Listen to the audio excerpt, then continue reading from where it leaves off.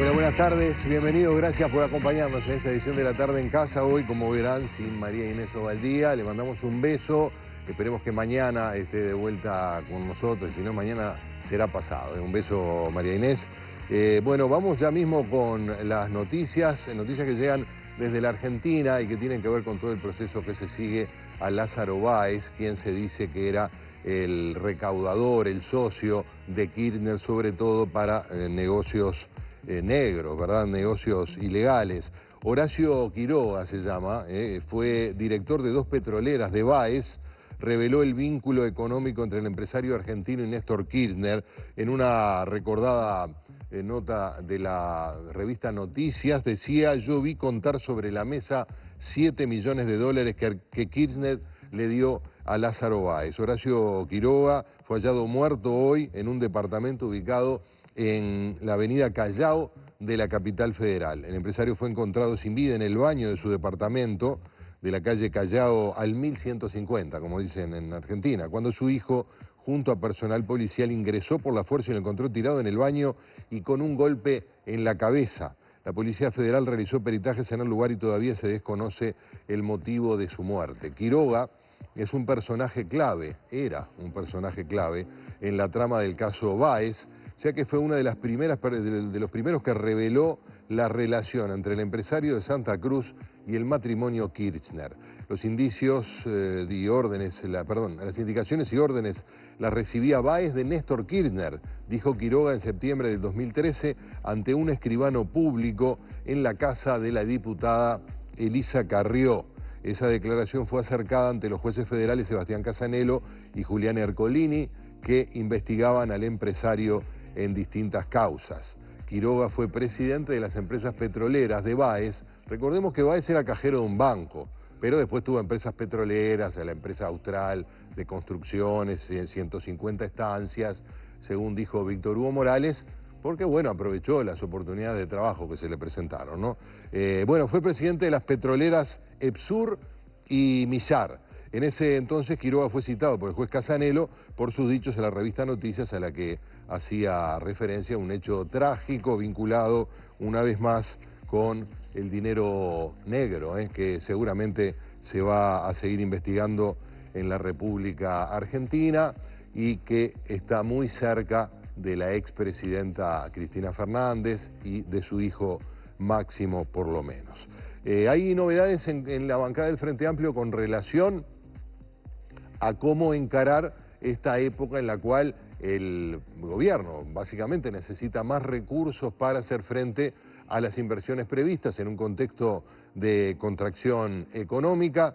En el Frente Amplio surgen propuestas del Partido Comunista, del Partido Socialista, de generar recaudación a través de la generación de más impuestos o de aumentar los impuestos y también de retirar beneficios a inversiones. El diputado Oscar Andrade del Partido Comunista dijo que Vázquez ya hizo otras subas de impuestos, por lo tanto ya hay antecedentes en este sentido. También Gonzalo Sibila, diputado del Partido Socialista, dijo ayer al País que la posibilidad de aumentar la carga tributaria es un tema que se trabajará con relación a la próxima rendición de cuentas, pero para el año 2017. Estamos en contacto con el diputado Oscar Andrade.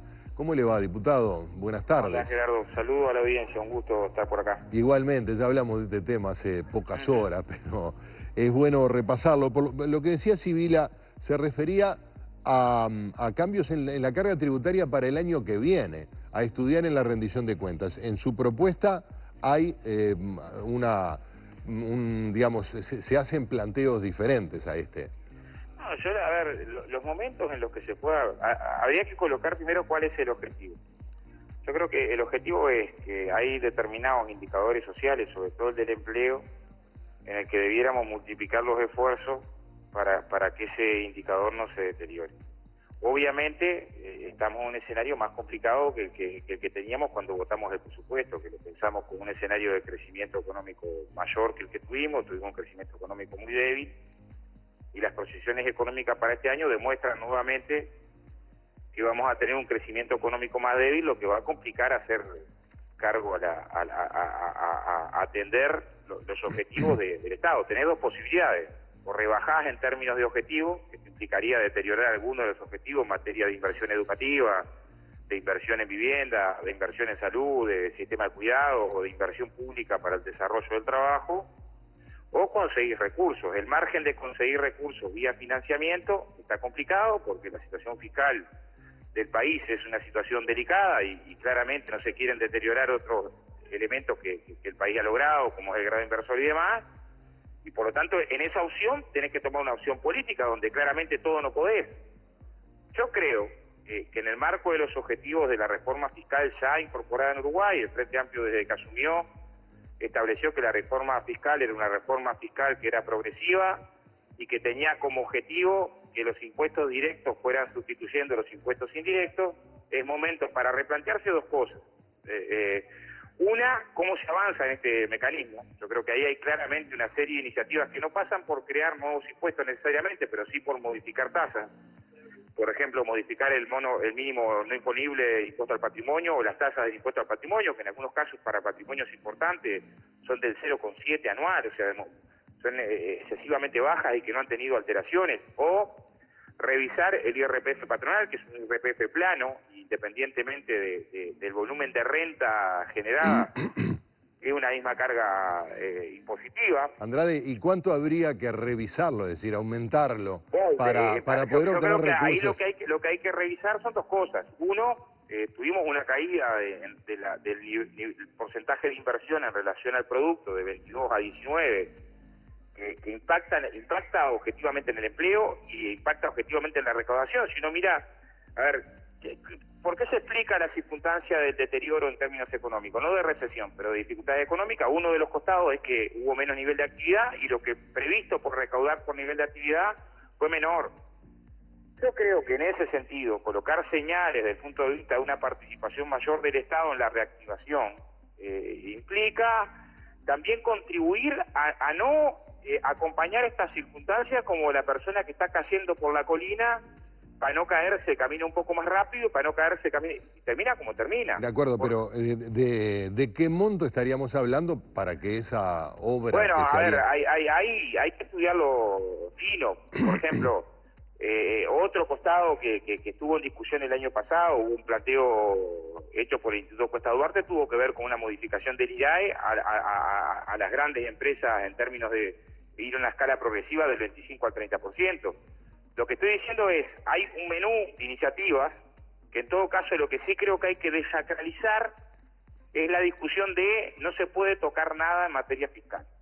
Yo creo que esa circunstancia, ¿no?, en esta coyuntura nos obliga a tocar objetivos programáticos. Ahora, Andrade, para ir directamente a los bifes, como se dice vulgarmente, ¿llegó este planteo a oídos del ministro de Economía, Danilo Astori, de su entorno? ¿Ha tenido algún contacto y algún retorno con respecto a cómo puede encarar? No, lo que estamos haciendo es abrir una discusión a nivel de la bancada. Yo creo que todos cuando votamos, porque este presupuesto no fue quinquenal, por más que el formato es quinquenal, porque creo que sensatamente el Ministerio de Economía cuando armó el presupuesto lo dijo, está tan dinámica, digámosle, la situación regional, tan compleja, que pareciera no tener sentido armar un escenario a 5 años con este escenario tan complejo. Ese fue un acuerdo, y votamos un presupuesto sobre la base de los recursos que había. No colocamos una discusión de la política fiscal en el primer año de gobierno, pero todos sabíamos, yo creo que todos sabíamos, que este presupuesto, que es 2015-2017, tiene que contener herramientas nuevas para su modificación, porque se entiende lo que dice Gonzalo desde el punto de vista de los recursos nuevos los tendrás en el 2017, pero las herramientas que construyen esos nuevos recursos las tenés que discutir ahora, porque si no vamos a llegar nuevamente a una discusión de rendición de cuentas en el periodo 2017 con lo que hay. Claro, de acuerdo, pero da la impresión de que se hizo a 2 años para evaluar si se podía gastar lo de los 2 años o gastar menos, no para gastar más. No, pero nadie, a ver, en principio no se trata de gastar más. Yo lo que digo es, hay que tratar de sostener algunos objetivos. El objetivo del empleo es un objetivo clave y en los niveles actuales de dificultades de la inversión colocado a nivel eso nos va a generar un problema social importante. Entonces, también vas a gastar más, ¿no? Yo creo que hay que hacer una política, una mirada global, vas a gastar más de seguro de paro o de políticas sociales que van a tener que profundizarse para contener si la situación social se deteriora. Ahora, está bien. Pero no creo que tengamos la opción de decir no gasto. Ahora, no es pescar en la pecera, como se dice popularmente, porque usted saca 200 millones, 500 millones de dólares, lo que sea, de los particulares, que lo que hacen básicamente es gastarlo, y cuando gastan generan también puestos de trabajo en el comercio, en la industria, Sí, en lo que Gerardo, sea, y se lo da a otro, ¿no?, para que gaste en el mismo lugar. Es decir, estamos pero como... Más o menos, porque hay 9.000 millones de depósitos de uruguayos en el exterior, ¿no? Sí. O sea, no es cierto que todos los recursos del país se destinan para el desarrollo. Es más, hay mecanismos a que no estamos planteando de no modificarlos desde el punto de vista de la política fiscal, que establecen que cuando se reinvierte en la economía, se exonera de aporte a IRAE. Nosotros eso no lo queremos tocar, porque nos parece que es una buena señal en términos del desarrollo. Claro. Pero esto no es así en toda la economía, hay capital productivo y hay capital especulativo. Yo creo que hay que tomar medidas para desalentar las perspectivas especulativas. Esto tiene que ver con mirar instrumentos fiscales, pero además que parte de la filosofía. Yo repasaba ahora la fundamentación de motivos de cuando se vota la reforma tributaria, y claramente se plantea que es una reforma gradual que va a tener como objetivo modificar. En parte lo logró, el IVA era el 55% del global de lo que se recaudaba de impuestos y pasó a ser un 51%, pero en parte, y bueno, nos parece que este es un momento en el que podés avanzar en el sentido de mirar, ¿no?, en una lógica de que el camino de la contracción, lo mismo lo planteamos con respecto a la caja militar. Hace años que está en la agenda la necesidad de modificar la caja militar porque tiene privilegios inadmisibles. Lo que parece es que son todavía más inadmisibles en las circunstancias de dificultad económica. Usted sabe que ayer, después de la entrevista que tuvimos en El País TV, me llamaron retirados militares, gente obviamente beneficiario de la caja, y me decían que en rigor, desde el punto de vista de ellos, no era estrictamente un beneficio, un privilegio, por cuanto también tienen un régimen de trabajo muy peculiar, no tienen límites de horario. El marino que sale embarcado y vuelve cuando termina la misión. ¿Sabes cuándo fue votada la caja militar? En el 64. Y parte de los fundamentos que hacían al privilegio tenían que ver con el estado de guerra del país. Parte de los fundamentos de la exposición de motivos, ¿no?, que ubicaban la necesidad repito, de algunos privilegios que son muy complicados, ¿no? O sea, vos ni siquiera te jubilás con tus salarios y cuando te retires obligado por edad, te jubilás con un escalón por encima del que estás trabajando. O sea, si ponés que cobrabas 110.000 pesos por mes, te podés jubilar con 140.000. Claro, no sé, pero la mayoría del personal militar cobra salarios realmente bajísimos. No, y en el Uruguay hay salarios muy bajos, y quien cobra salarios muy bajos en el Uruguay trabajando empleada doméstica se jubila con el promedio de los últimos 10 años. No se jubila con el último salario 100%. O sea, claramente que yo quiero mejorar las jubilaciones. Es más, si vamos a propuestas tributarias, yo creo que habría que revisar un planteo que hace la Organización Nacional de Jubilados y Pensionistas respecto a lo siguiente. Fíjate, Sotelo, el aporte patronal en la Argentina y en Brasil, la contribución a la seguridad social es equivalente a la que hacen los trabajadores a la que hacen los empresarios. O sea, la asistencia a la seguridad social es equivalente. O sea, aporta tanto un 15% el trabajador como aporta un 15% el empresario. En el caso de Uruguay no, el empresario aporta la mitad de lo que aporta el trabajador para asistir a la seguridad social.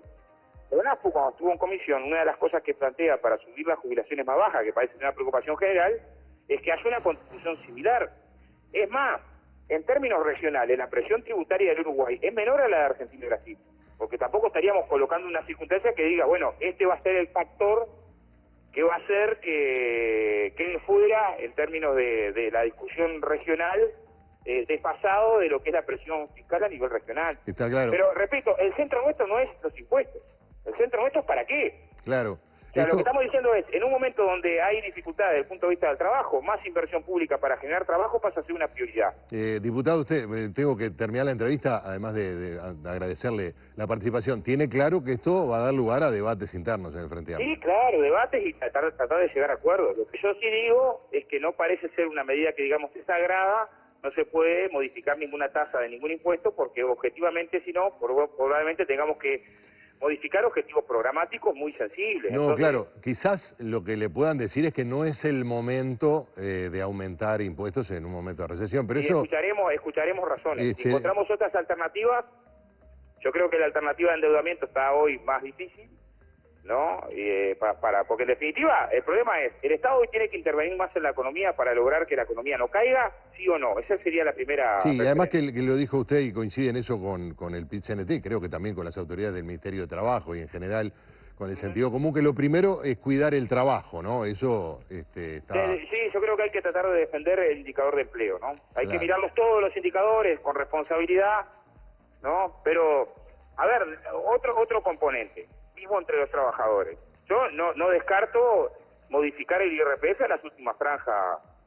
Creo que tiene más condiciones de aportar, por más que sea un asalariado, quien cobra 350.000 pesos líquidos por mes, por más que eso lo cobre de salario. ¿Me explico? En términos de decir, vamos a una discusión global de quién está en mejores condiciones de aportar. Bueno, si uno mira las últimas dos franjas de IRPF, quien cobra 250.000 líquidos y quien cobra por encima de 350.000 líquidos, creo que no va a entrar en una condición de indigencia porque... No, está claro. Sabe que no son los que más tienen, son los que más ganan, que no es lo mismo, pero claro, no se es lo entiende mismo. igual el espíritu. Por eso el centro de la propuesta es tratar de generar una lógica progresional para el IRPF empresarial que hoy no existe plana, creo que es una injusticia desde el punto de vista tributario que se puede corregir. Está claro. Claro, no hay cambio a los hachazos, ¿no? Tengo claro que en la condición que está no hay cambio a los hachazos, es decir, cambiar de 0 a 100, ¿no? Pero creo que colocarlos en discusión también ayuda a que no nos encerremos en un debate que le quitamos al sistema de cuidado para darle a la universidad, yo qué sé. Está claro, le quitamos diputado. a vivienda para darle a salud. Claro, diputado Oscar Andrade, muchísimas gracias por este contacto. Bueno, Gerardo, un abrazo, saludos a la audiencia. Gracias, chao. Hay ocupación en el liceo número 38 por parte de los docentes, denuncian persecución sindical y malos tratos. La Asociación de Docentes de Enseñanza Secundaria, ADES, estaba sesionando ahora en asamblea. La producción de La Tarde en Casa intentó comunicarse, de hecho se comunicó con alguno de sus autoridades, pero hasta el momento no hemos podido tener la entrevista precisamente porque están tomando decisiones. A partir de este mediodía ocupan el centro educativo por reclamos de situaciones que se dan, dicen, desde que comenzaron las clases este año. ADES informó que sobre las 13 comenzaba una ocupación del Liceo 38, es un liceo que está en el barrio de La Teja, aquí en Montevideo. Los profesores rechazan ciertas situaciones que se han venido dando desde el comienzo de año, dicen, señalan que son víctimas de persecución antisindical, maltrato por parte del equipo de dirección hacia docentes de la institución, desconocimiento de reuniones bipartitas por parte de la dirección y además también denuncian falta de personal como porteros, auxiliares y administrativos, así como falta de espacios adecuados para realizar educación física y música, entre otras actividades. Vamos a un consejo de Salud y Flora y seguimos compartiendo La Tarde en Casa.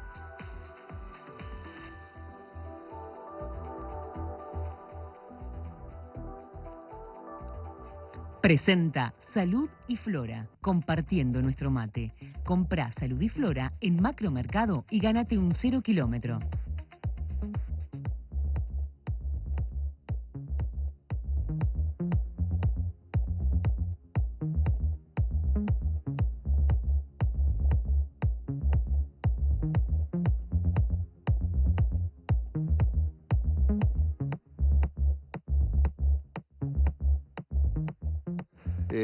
Comentábamos y debatíamos con autoridades de la Intendencia y también con vecinos sobre la situación generada en torno a los boliches allí en la zona de Cordón y Parque Rodó, ¿verdad? En esa zona de Constituyente, Boulevard España, Jackson, más o menos, ¿no?